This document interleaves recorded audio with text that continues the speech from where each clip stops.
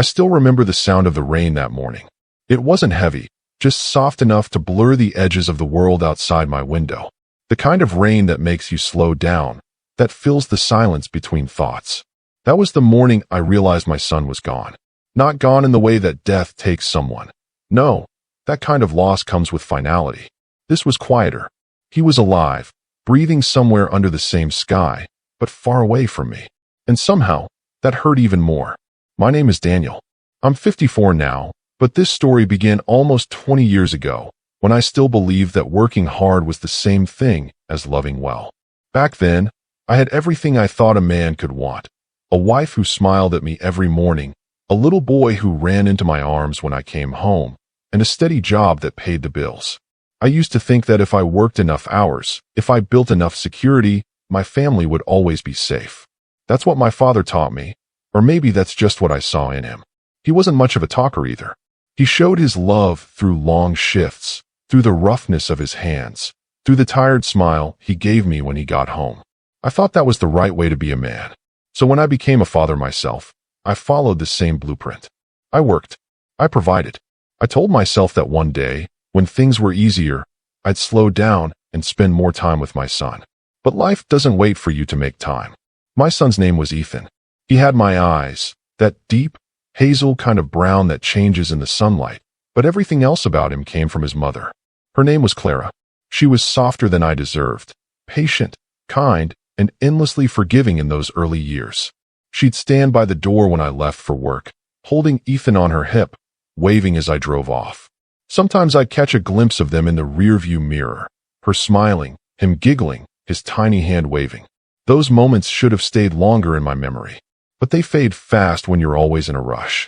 At work, I used to tell the guys how lucky I was. I'd show them pictures, Ethan in his little baseball cap, Clara in the garden, and I'd feel proud. But even pride can turn into distance if you don't nurture it. There's this one memory that still plays in my head. Ethan must have been 6 at the time. It was a Saturday, one of the few weekends I wasn't called into work. He came running into the living room, holding a small toy plane. "Dad, look, it flies," he shouted, spinning around in circles, his laughter filling the house. I smiled, nodded, and said, "That's great, buddy," while answering an email on my phone. He tugged at my sleeve. "Come play with me outside." I remember looking at him, really looking, his hair messy, his eyes bright with excitement. And then I said, "Maybe later, okay? Daddy's just finishing something." He waited a moment, his shoulders dropping just a little. Then he walked away. That, "maybe later," turned into never. And I didn't realize what it cost until years later. Back then, it all felt normal. Clara would take care of the house, Ethan would go to school, and I'd keep working late to cover the mortgage, the car, the small things that made life comfortable. We ate dinner together less and less. Our conversations became practical, about bills, schedules, repairs. The laughter that used to fill our small kitchen grew quieter. But I didn't see it as a problem. I thought it was just part of life, part of being responsible. Sometimes, Clara would wait up for me. I'd find her sitting on the couch in her robe, a cup of tea gone cold on the table. "Long day?" she'd ask gently. "Yeah," I'd sigh, loosening my tie. Then I'd kiss her forehead and head straight to the shower. She never complained. Not really. But I could feel something changing, like a slow drift you don't notice until the shore disappears behind you. One evening, I came home later than usual. The lights in the living room were dim, and I could hear Ethan's voice coming from his bedroom. He was talking to his mom, quietly, the way kids do when they're trying to sound brave. "Mom, why doesn't Dad eat with us anymore?" I stopped in the hallway. Her voice came back soft, but I could hear the strain in it. "He's just busy, sweetheart. He works hard for us." There was a pause. Then Ethan said, "But I'd rather have him home." That one sentence hit harder than anything my boss had ever said to me. It should have been a wake-up call. But instead, I told myself he'd understand when he was older. I thought love could be delayed, that I could make it up later. I was wrong. Looking back, I can see the small cracks forming everywhere. Clara stopped meeting my eyes at breakfast. Ethan stopped asking me to play. The house grew quieter, not with peace, but with distance. Still, I kept working. I got a promotion that year, more hours, more pay, more reasons to stay away. And I told myself it was worth it, that I was doing it for them. You can convince yourself of almost anything when you don't want to face the truth. The day everything changed started out like any other. It was a Thursday. I left before sunrise, coffee in hand, briefcase on the passenger seat. Clara was still asleep, and Ethan's school bag was by the door. At lunchtime, I got a text from Clara. "Can we talk tonight?" I remember smiling to myself, thinking it was something small, maybe a bill or a weekend plan. I didn't reply right away. I told myself I'd call her later. But later never came. When I got home that evening, the house was dark. The kind of dark that feels wrong. I called out their names, first lightly, then louder. No answer. Then I saw it. A folded note on the kitchen table, next to a half-empty cup of tea. My hands trembled as I opened it. "Daniel, I can't do this anymore. I've tried to reach you, but you're somewhere else all the time. I'm not angry, just tired. Ethan deserves more than waiting for his father's attention. We're staying with my sister for now. Please don't come tonight. Let us breathe." Clara. I must have stood there for an hour, reading it over and over. The walls around me felt suddenly unfamiliar.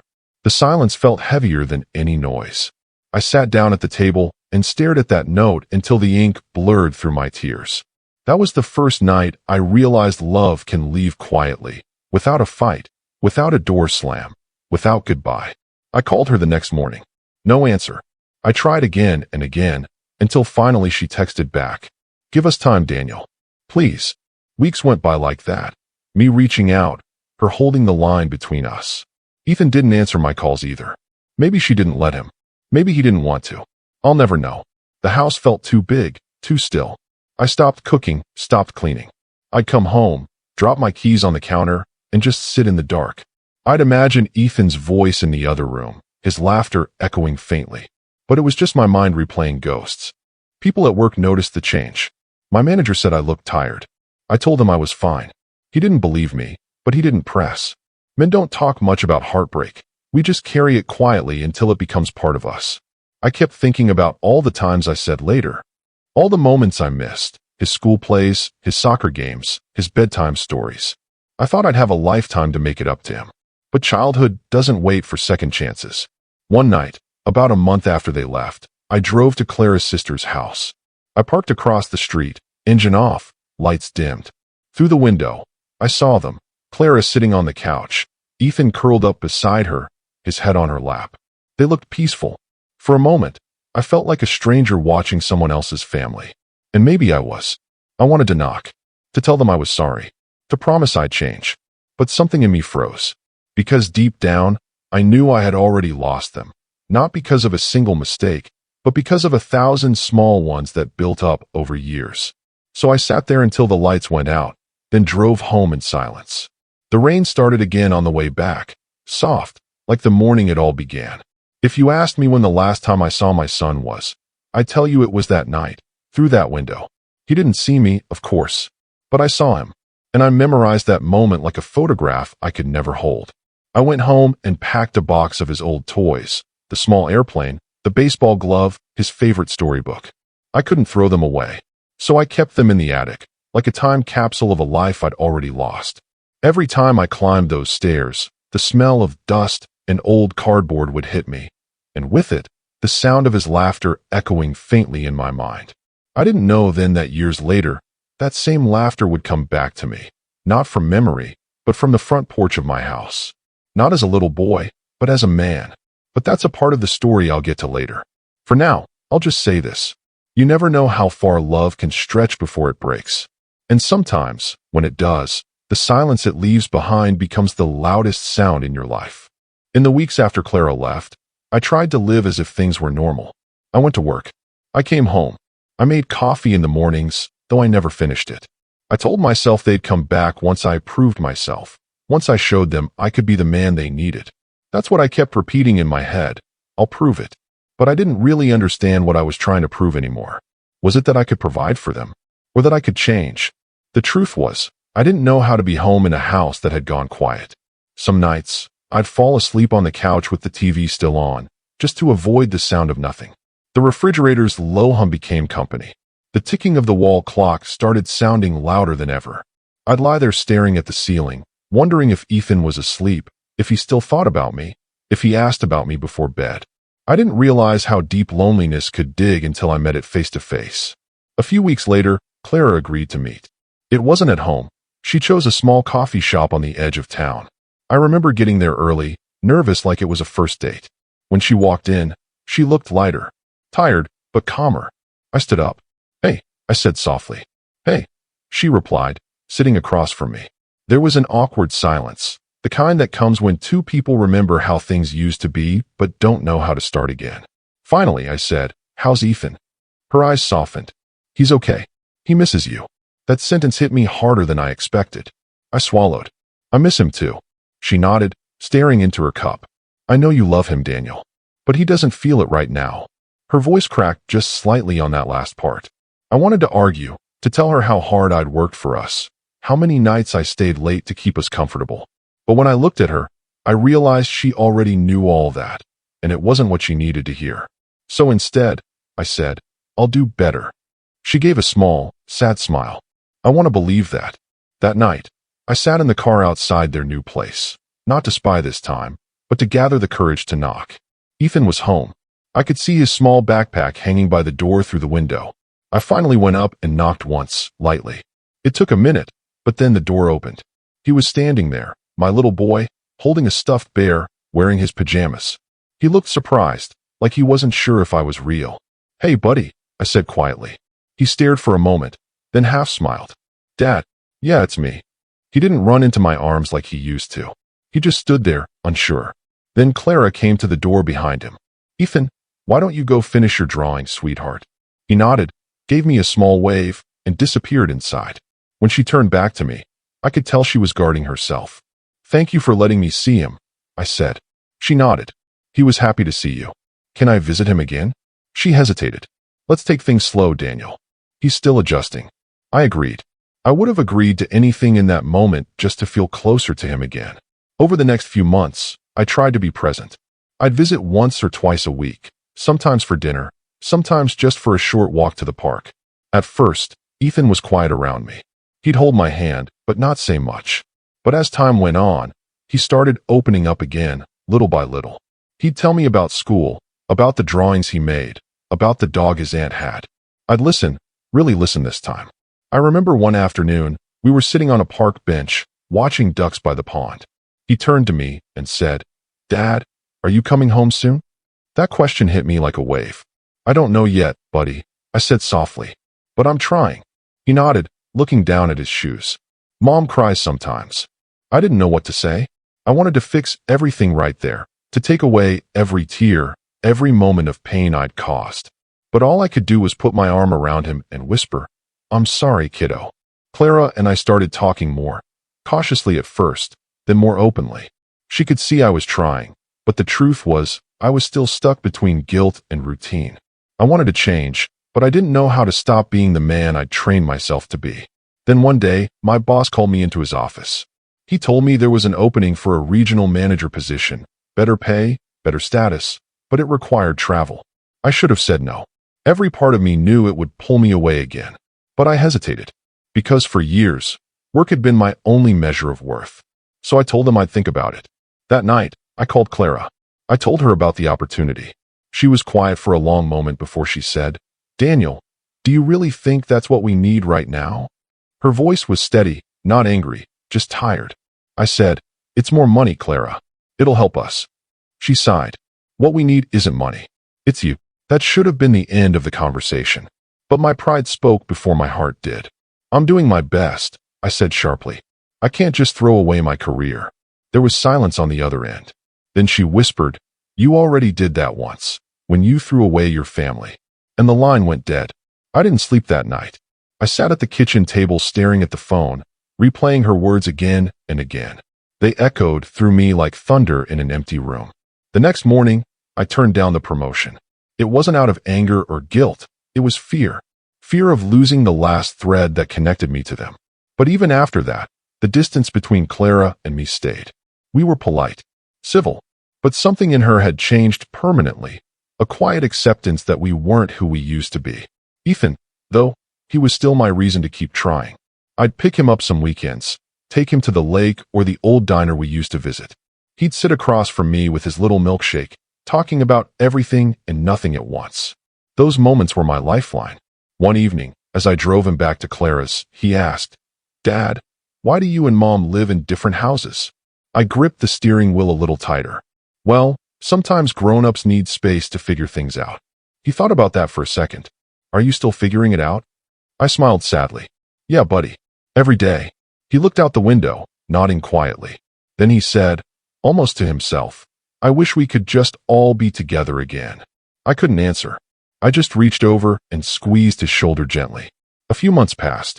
Things seemed stable, if not happy.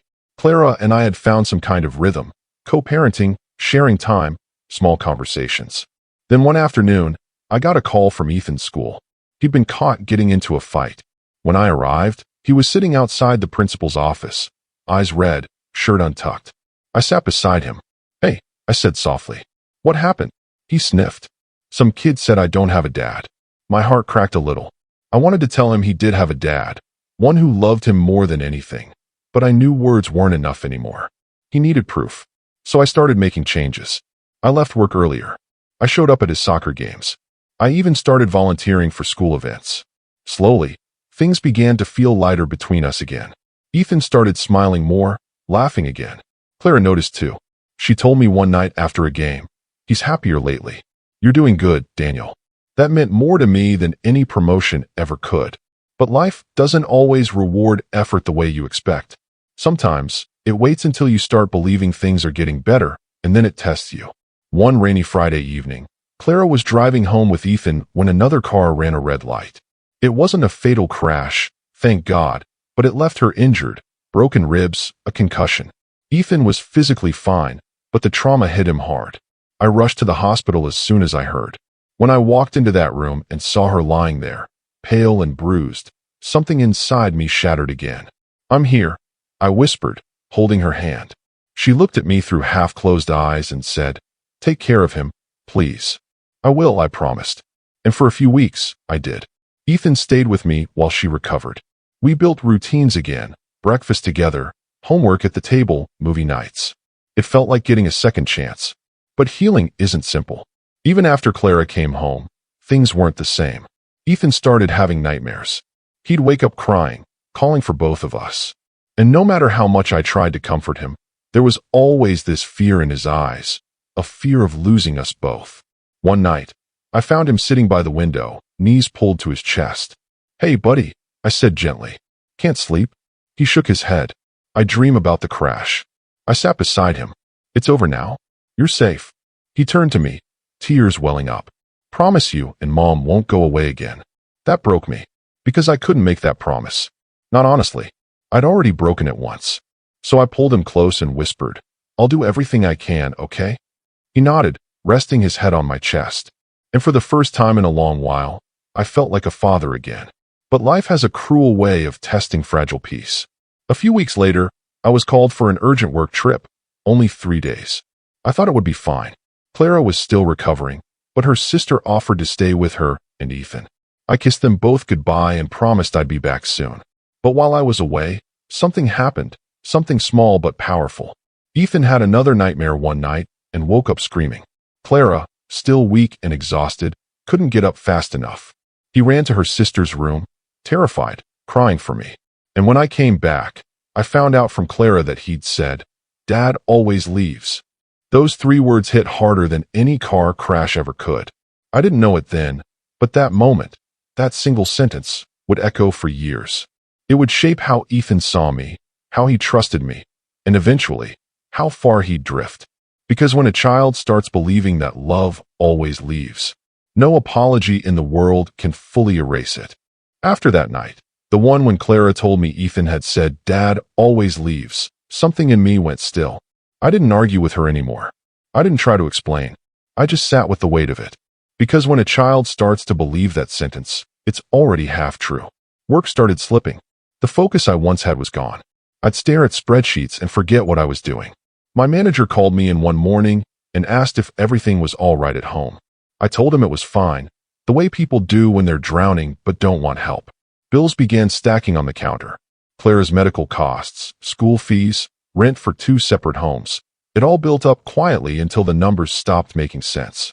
I tried to take extra shifts, small freelance jobs, anything to close the gap. But every extra hour I worked became another hour I wasn't with Ethan. It felt like living inside a loop I couldn't break. Clara noticed, of course. She was healing, but slower than she admitted. Sometimes she'd limp a little when she thought no one was watching. I'd offer to help, to cook dinner, to fix things around the house, but she'd shake her head. "Daniel, it's not about fixing," she'd say softly. "We just don't know how to be together anymore." I wanted to tell her we could learn, but every time I opened my mouth, pride or fear stopped the words. Ethan, meanwhile, was changing. He was only 9, but there was a seriousness in him that no child should have. He smiled less, talked less, kept things to himself. He'd sit by the window for long stretches, watching cars go by, as if waiting for someone who never arrived. Once, I asked, "What are you thinking about, buddy?" He shrugged. "Nothing." But his eyes told a different story, the kind that grows behind silence. I tried to fill the gaps with little gestures. I'd bring him new sketchbooks, his favorite snacks, baseball tickets. He'd thank me politely, but the excitement never lasted. I began to realize that gifts couldn't rebuild what time had broken. One Sunday evening, after dropping Ethan off, Clara asked if we could talk. We sat in her living room, the same house that used to be ours. The furniture was the same, but it didn't feel like home anymore. She folded her hands. "Daniel, I've been thinking about moving closer to my sister." My stomach tightened. "That's 2 hours away." "I know, but she helps with Ethan. I can't do everything alone." It felt like the ground was shifting under me. 2 hours might as well have been another state. I asked, "What about me? How am I supposed to see him?" Her eyes glistened. "You can visit any time. We'll make it work." I nodded, but deep down I knew what distance does. It stretches love thin, turns routine into rarity. The next few months were a blur. I drove that 2-hour stretch every weekend, sometimes through rain, sometimes after 12-hour shifts. I'd show up exhausted, but trying to smile. Ethan would hug me politely, then run off to play. Clara and I spoke mostly about logistics, schedules, school updates, expenses. We were civil, but every word felt rehearsed. It was like speaking across a bridge that had already fallen. Then one night, she called. Her voice was steady, but I could hear the tremor underneath. "Daniel, I lost my job." My heart sank.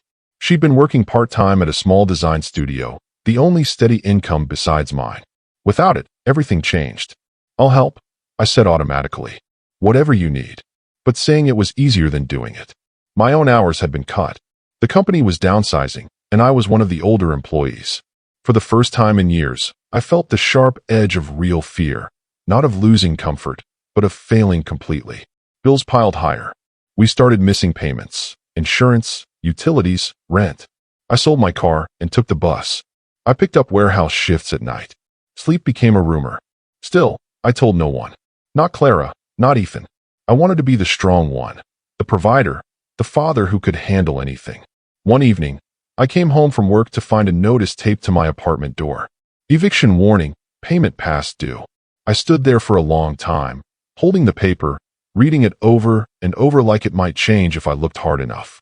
That night, I sat on the edge of my bed and whispered, "What am I doing?" The answer didn't come. Just the sound of rain again, soft, persistent, like an echo from the beginning of everything. A few days later, Clara called again, this time in tears.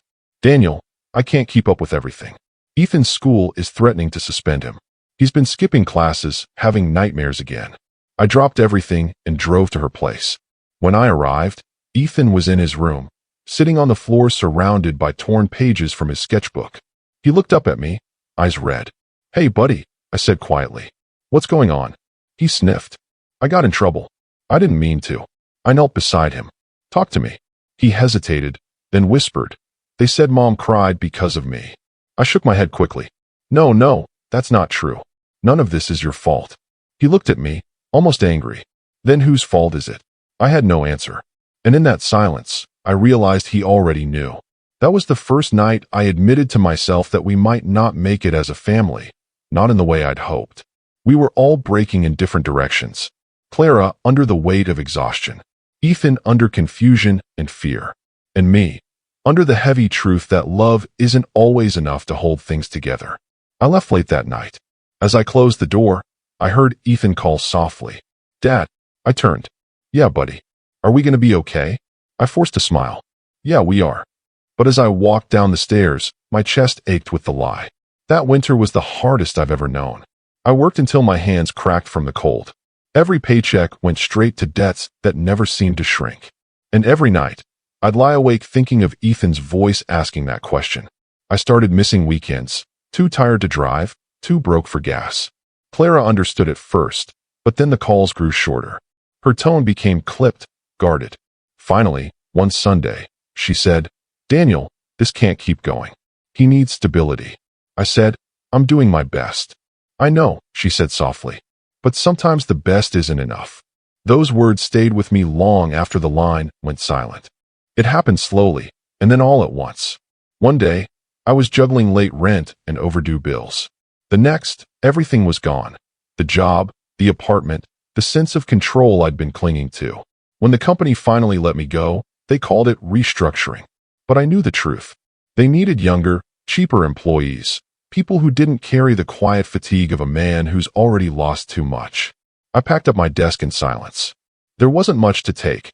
A photo of Ethan from his first baseball game, a coffee mug he painted for Father's Day, a worn notebook filled with sketches of plans that never happened. The elevator ride down felt endless. By the time I reached the parking lot, I couldn't breathe. The winter air cut through my coat, and for a moment, I thought about calling Clara. But what would I say? Hey, I failed again. So I didn't call. I just drove until the gas light came on and parked in an empty lot behind an old diner. I sat there for hours, staring at the steering wheel, trying to remember how I got here. Days turned into weeks. I took whatever work I could find, unloading trucks, cleaning offices at night, even standing on street corners handing out flyers. Each job paid barely enough to survive. I stopped counting the times I skipped meals so Ethan could have what he needed. Every Friday, I'd send Clara a small envelope of cash. Sometimes she'd text back, "Thank you." Sometimes she didn't. The distance between us wasn't just miles anymore. It was years of unsaid things, of exhaustion we didn't know how to share. One afternoon, I got a call from Ethan's school. They said he'd been acting out again, quiet, withdrawn, sometimes refusing to talk to anyone. The teacher asked if everything was okay at home. I wanted to laugh. Home had become such a fragile word. I didn't know where it was anymore. When I called Clara, her voice was cold. "I can't do this anymore, Daniel. He needs stability, and I can't give it to him alone." "I'm trying," I said. "I know," she whispered, "but sometimes trying isn't enough. The social worker's coming tomorrow." My chest went still. "Social worker?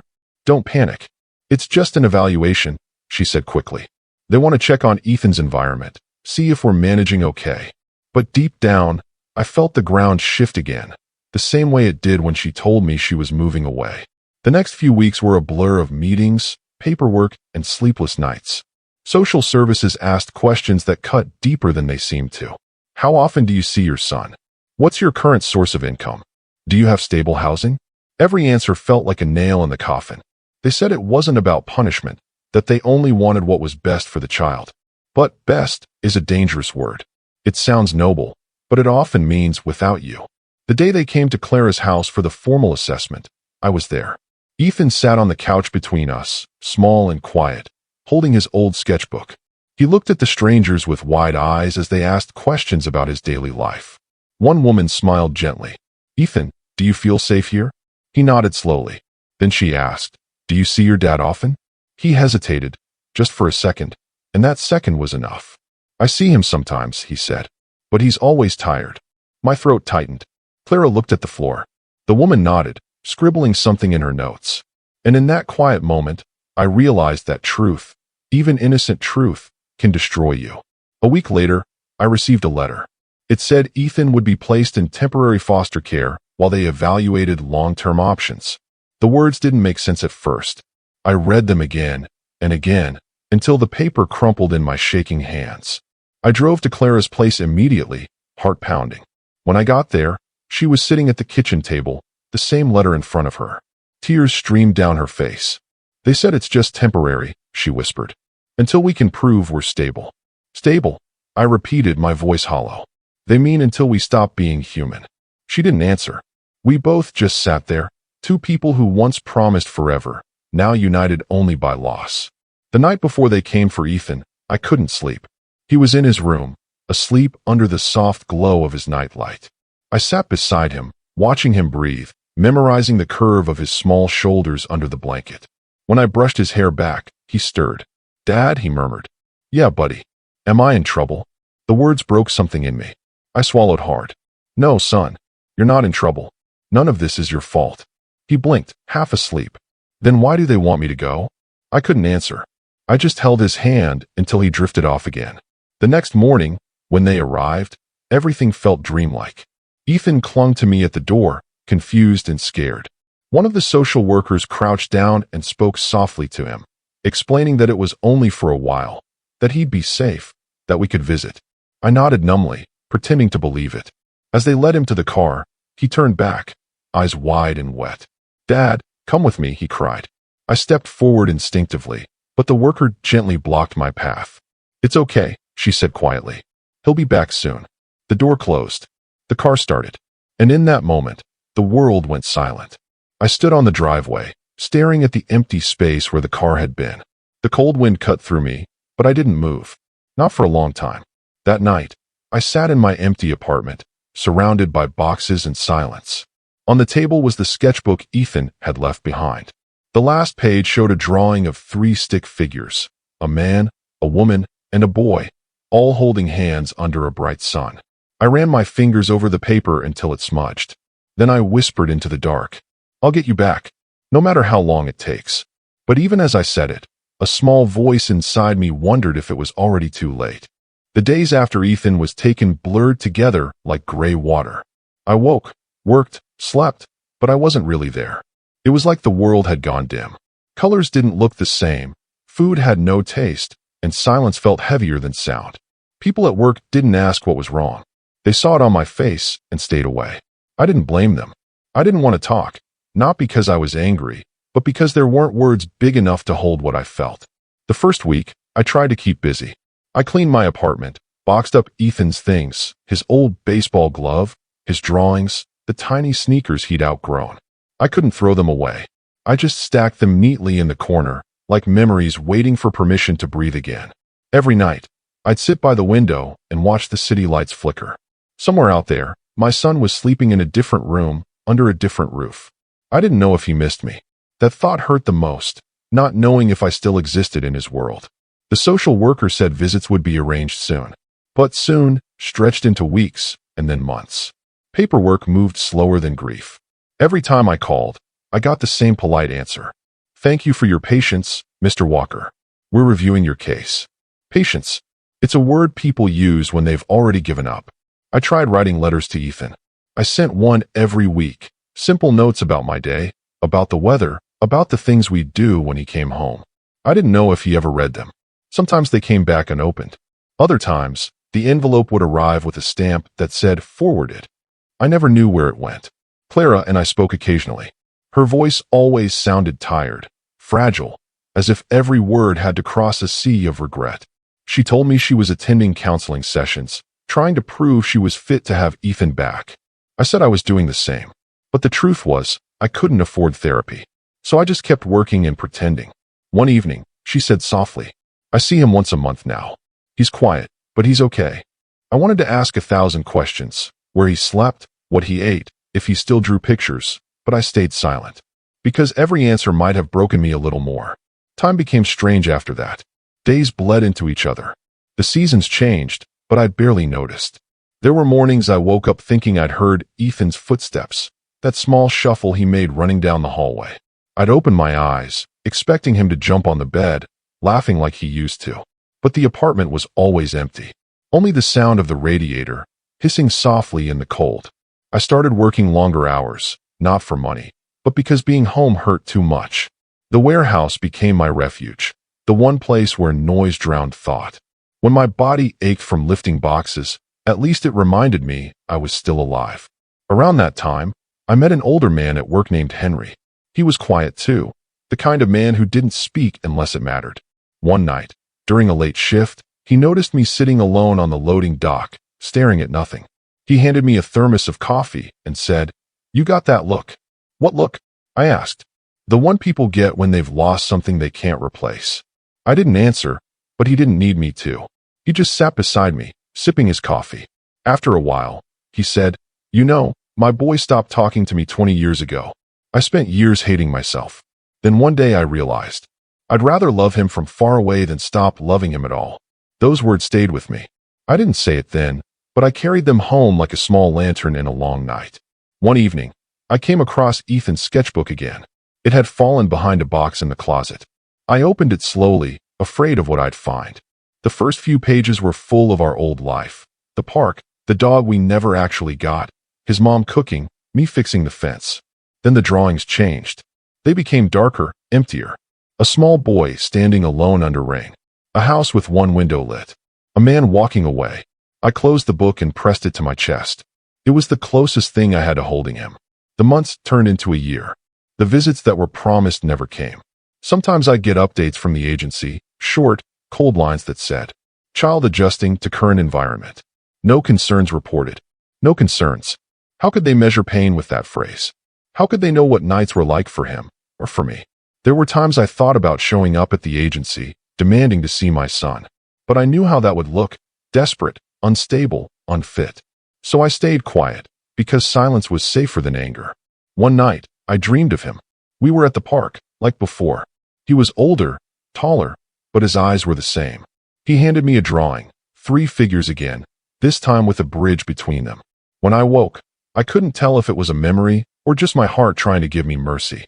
That morning, I decided something. If I couldn't see him, I would at least become someone worth seeing again.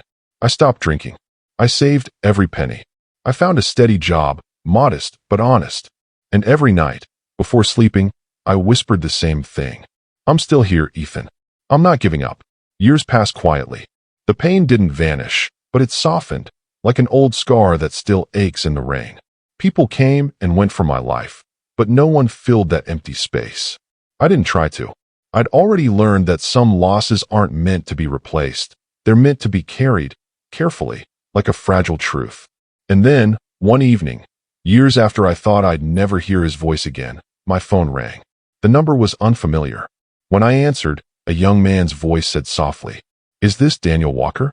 I froze. "Yes," I said, my voice trembling. There was a pause. Then, "Dad, it's me. It's Ethan." The day Ethan came back into my life, I didn't know what to expect.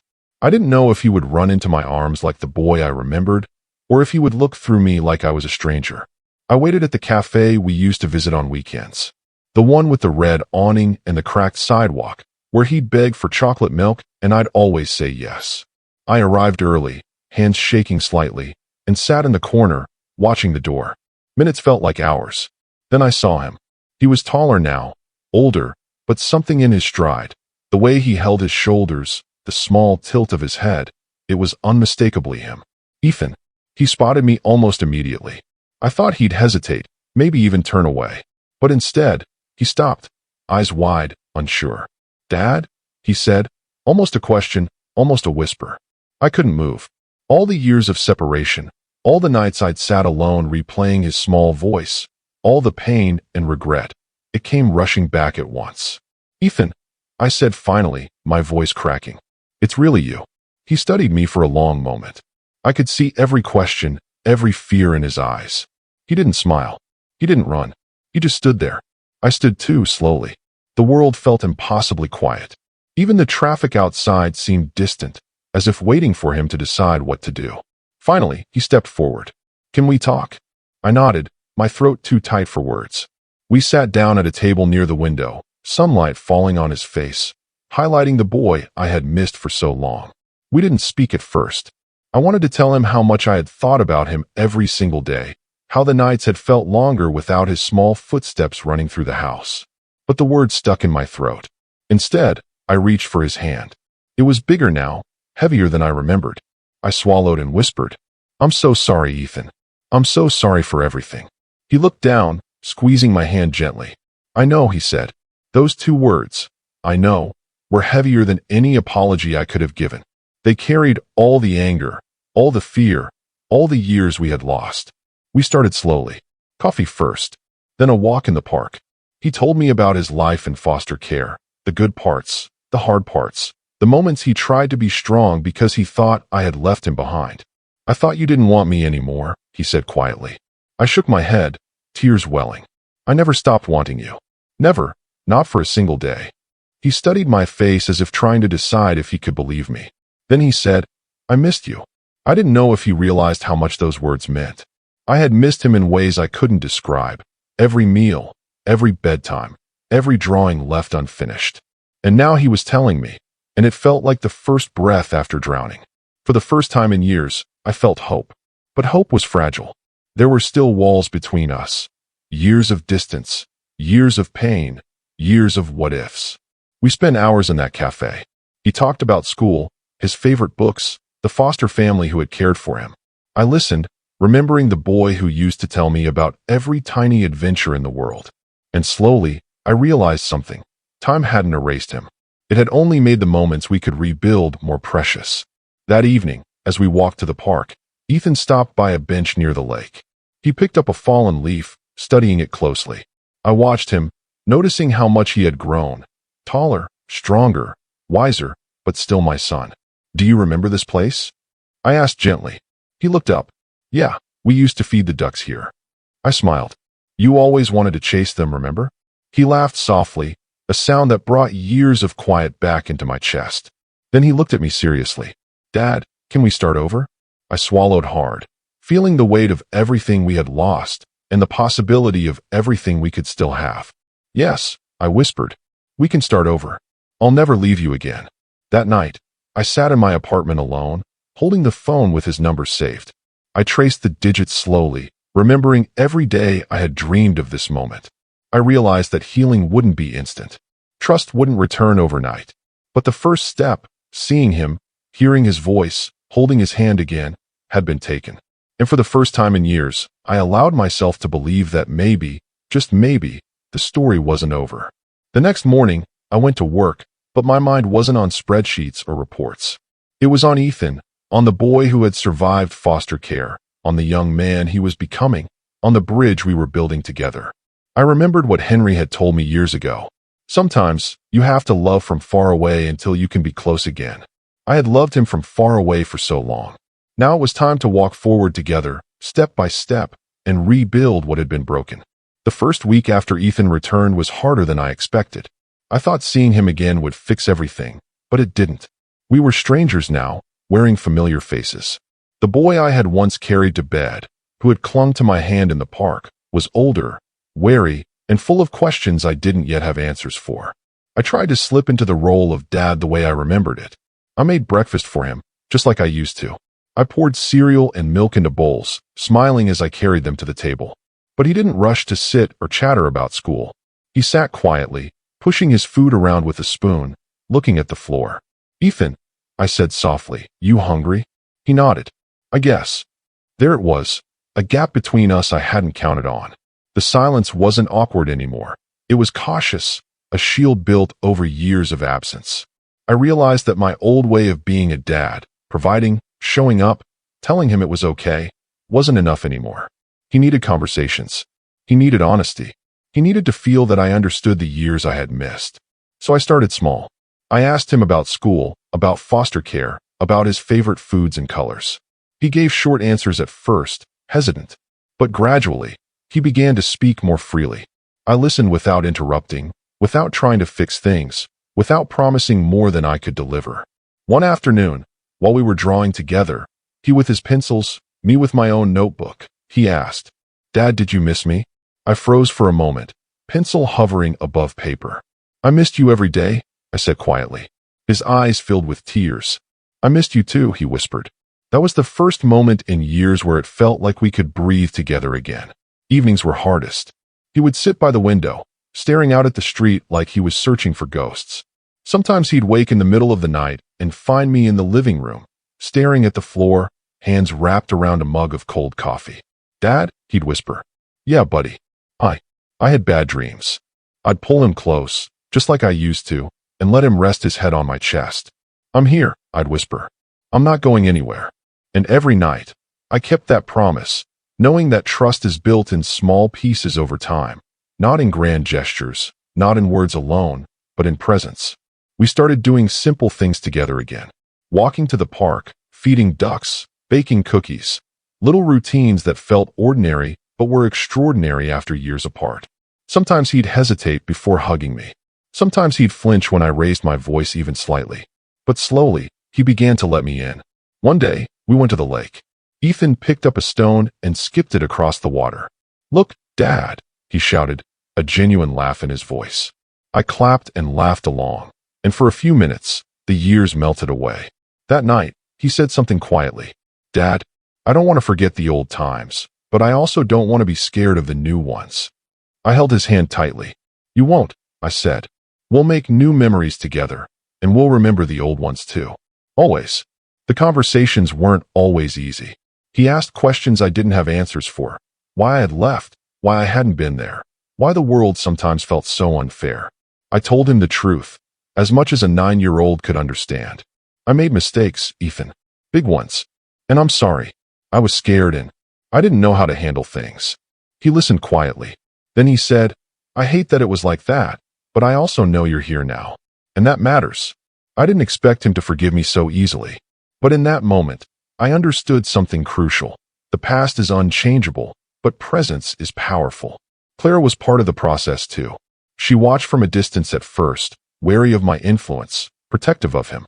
But as she saw Ethan begin to smile again, laugh again, and talk freely about our old memories, she softened. We spoke more calmly, shared updates, and slowly rebuilt a tentative friendship. One evening, after dinner, she said, "You're doing good, Daniel. He's responding to you." I nodded. "I'm just showing up," I said. She smiled. Sometimes that's all a child needs. Someone who shows up every day. I realized she was right. It wasn't about perfection. It was about presence.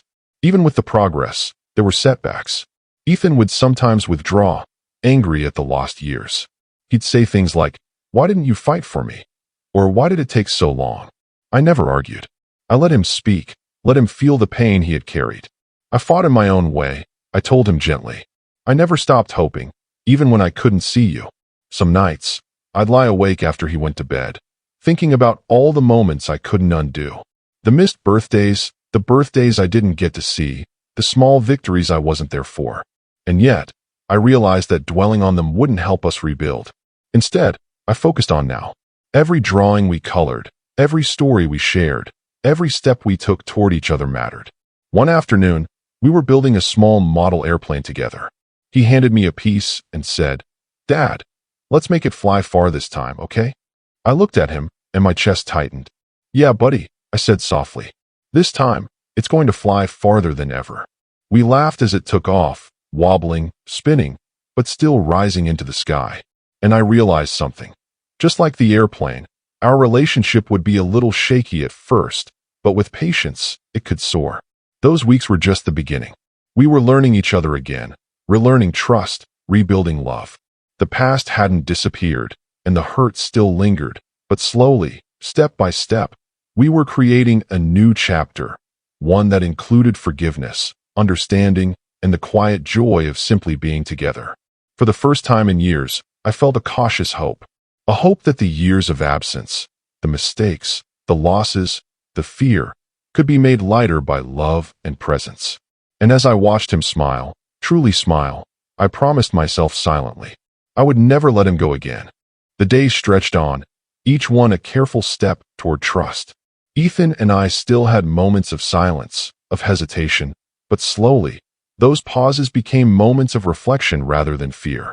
One evening, we sat on the porch, watching the sun sink behind the trees. The sky was painted in streaks of orange and pink. Ethan held a notebook in his lap, flipping through pages filled with drawings of houses, trees, and people, some smiling, some sad. "Dad," he said softly, "why did you never come sooner?" I closed my eyes for a moment, swallowing the lump in my throat. "I wish I could explain it," I said honestly. "I was scared, Ethan. Scared I wasn't good enough. Scared I couldn't fix everything." He looked down at his notebook, tracing the pencil lines with his finger. "I understand kind of," he whispered. "But it still hurt." I nodded, letting the silence hang. I didn't try to excuse myself. I didn't try to take back the lost years. I just held his hand, letting him know I was still here, finally. The next morning, we went back to the park. He ran ahead, laughing freely, and I followed, not because I had to, but because I wanted to. We sat on a bench near the pond, and he started talking about his foster family. They were nice, he said. They helped me a lot. But I always felt like something was missing. I nodded. I know, buddy. I know what was missing. And I'm sorry I wasn't there when you needed me the most. He hesitated, then asked, will you ever leave again?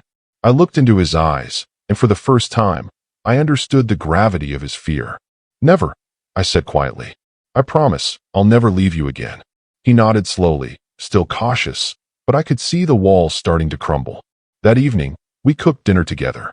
He chopped vegetables carefully, making a mess, laughing when some pieces fell on the floor. I stirred the sauce and tried not to spill it, and we both laughed at our clumsiness.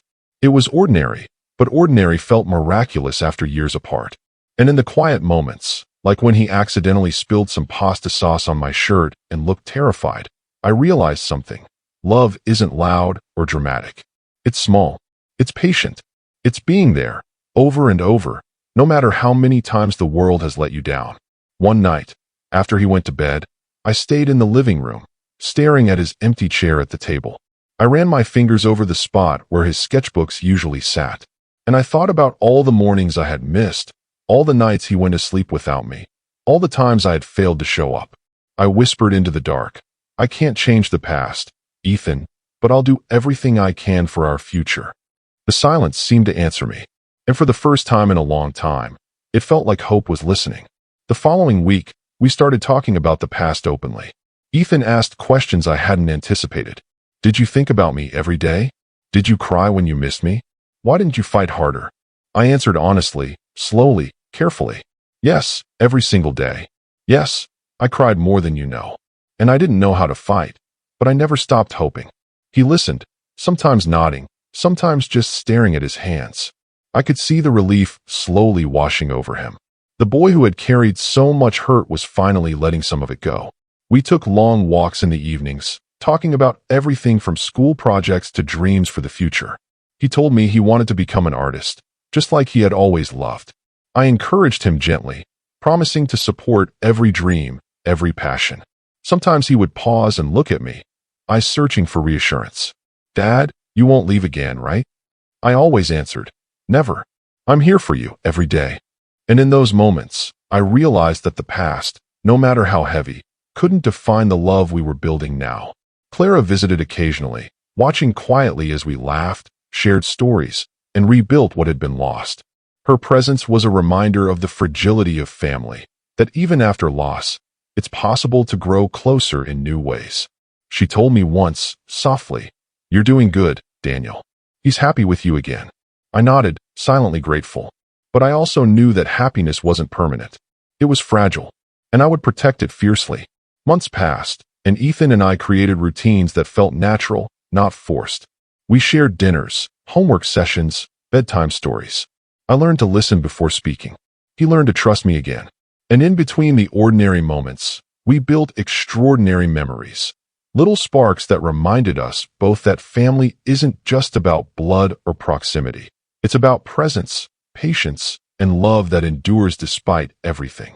One rainy evening, we sat by the window, watching the droplets streak down the glass.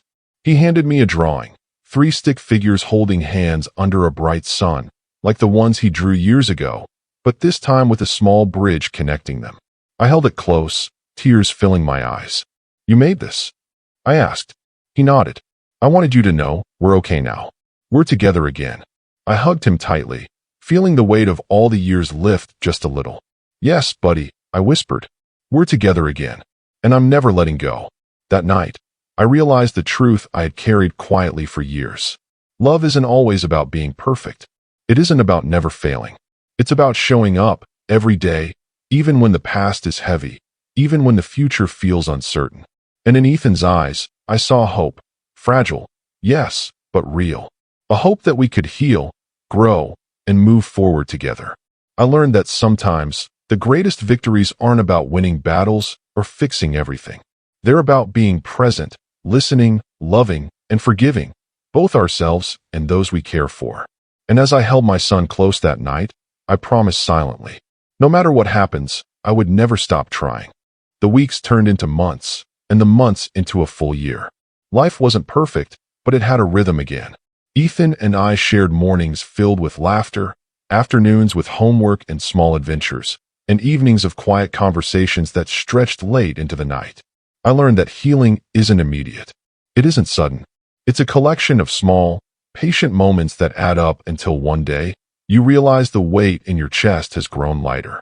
One morning, as we walked to the park, Ethan ran ahead, calling back, "Dad, catch me."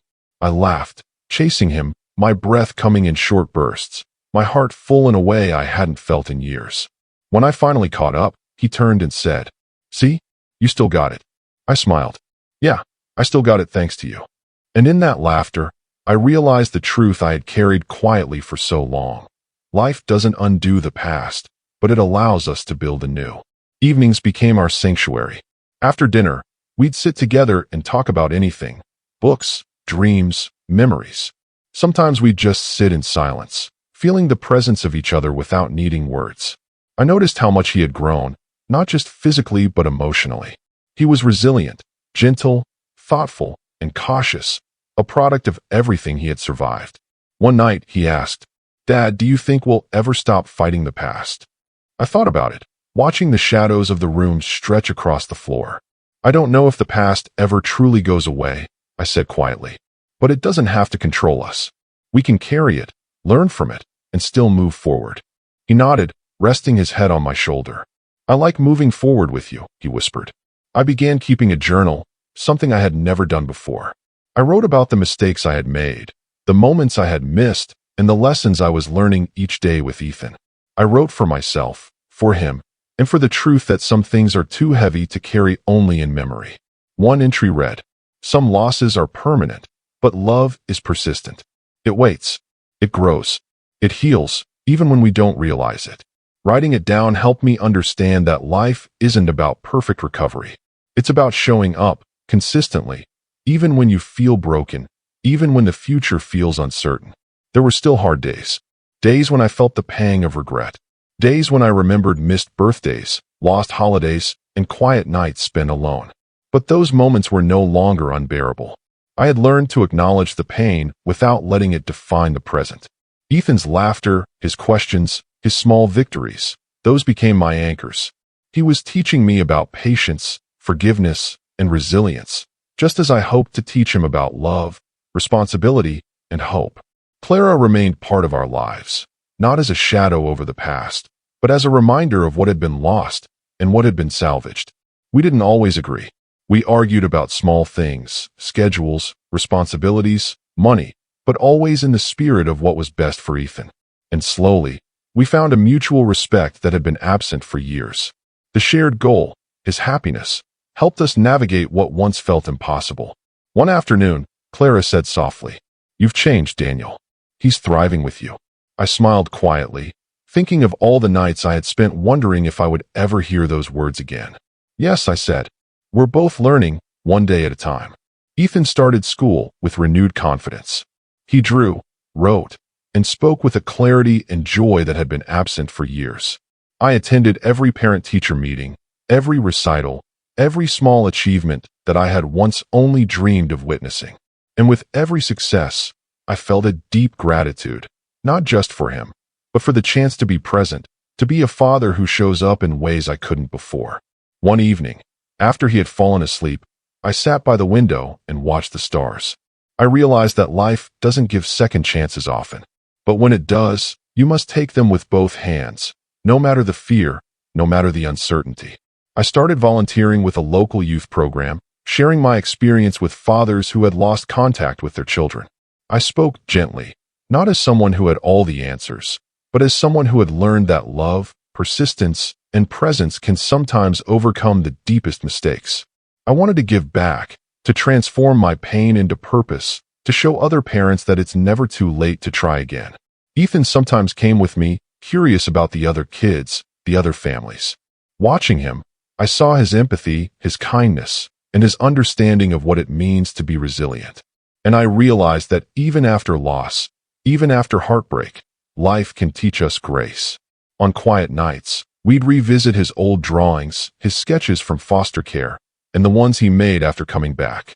He laughed at some of them, smiled at others, and sometimes would say, "Remember this, Dad?" I'd nod, holding back tears. Yes, buddy. I remember. Those moments became treasures, markers of our journey from loss to reunion, from pain to trust, from absence to love. I learned that healing isn't linear. It doesn't happen overnight.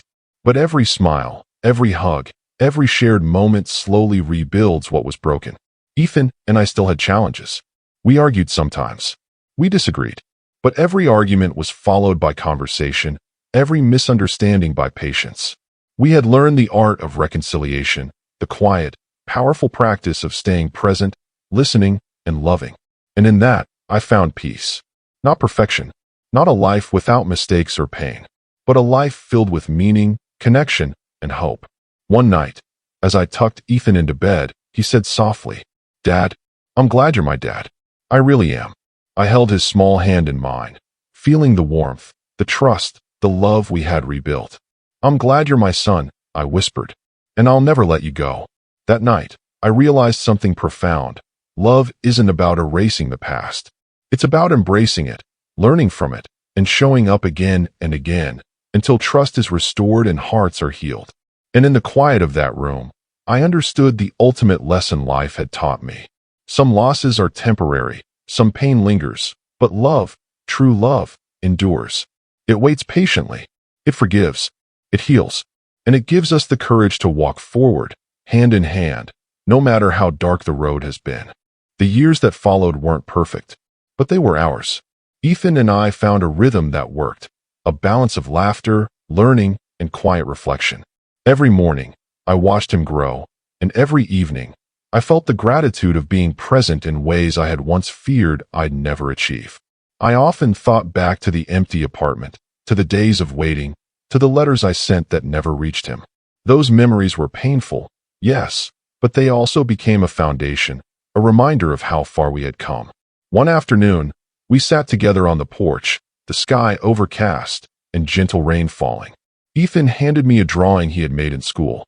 It showed a father and son walking along a path, hand in hand, sunlight breaking through clouds above. I held it, feeling tears well up. "It's beautiful, buddy," I said softly. He smiled quietly. "I wanted you to see it. You helped me make it." In that simple moment, I realized how much our lives had shifted. The past had shaped us, yes, but it didn't define us. We had reclaimed love, trust, and connection, and we had done it together. I reflected on what I had learned through those years of separation, uncertainty, and pain.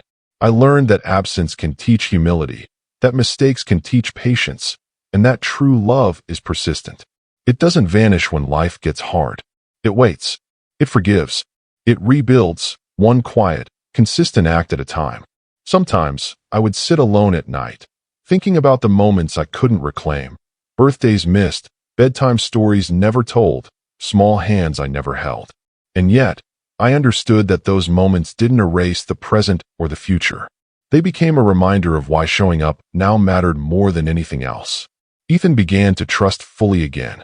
He laughed freely, spoke honestly, and let me into his world completely. And in return, I learned to trust him, not just as my son, but as a young man with resilience, insight, and compassion beyond his years. We started small traditions, Sunday morning pancakes, evening walks, monthly art projects. These routines didn't erase the past, but they created new memories, ones that were ours, unbroken and real. Clara remained in our lives, though our relationship had transformed. No longer a source of tension or blame, she became a part of our support system. We spoke openly, respecting boundaries, and putting Ethan's well-being first. In a strange way, I was grateful for the past struggles. They taught me patience, forgiveness, and the importance of communication. I realized that family isn't only about being perfect together. It's about being present, showing up, and carrying one another through the hard parts of life. I found myself reflecting often on the long years of waiting. Every letter I wrote, every moment of longing, every sleepless night had led to this point, the point where I could see my son smile, hear his laughter, and know he felt safe and loved. The absence had taught me endurance. The loss had taught me humility, and the reunion had taught me hope. Sometimes, I catch him looking at me with the same wide-eyed wonder he had as a boy. And I remember, even when life takes unexpected turns, even when loss feels permanent, love endures. One rainy evening, as we sat by the window watching water streak the glass, Ethan asked quietly, "Dad, do you think life will always be this hard?" I thought about the years we had endured, the foster care system, the separation, the uncertainty, and I shook my head gently. "No, buddy, life isn't always hard, but it is always worth it. Because love is stronger than the hard times." He smiled faintly, resting his head on my shoulder. "I'm glad we found each other again." I held him close, thinking about the lessons of the past, the patience, the persistence, the quiet acts of showing up. "Yes, Ethan," I said, "we found each other again, and I'll never let go." The journey taught me that forgiveness is not just for others, it's for yourself too. I forgave myself for the mistakes, for the fear, for the lost years. And in doing so, I could finally embrace the present fully. I could be the father I had always wanted to be. We talked openly about our struggles, about the pain of separation, and about the moments we had missed. I never tried to erase the past. Instead, we acknowledged it together, learning that love and trust can grow even after years of distance. I began volunteering in the community, speaking to fathers who had lost contact with their children. I shared my story not to dwell on pain, but to offer hope that even after loss, relationships can be mended, trust can be rebuilt, and love can endure. And sometimes, Ethan would come with me, quietly observing, learning that giving back is part of healing. I often thought about the small things, holding his hand, helping him with homework, tucking him into bed, laughing at a silly joke. These moments were ordinary, yet miraculous, because they reminded me that presence matters more than perfection, and love matters more than regret. I knew the road ahead would still have challenges. Life always does.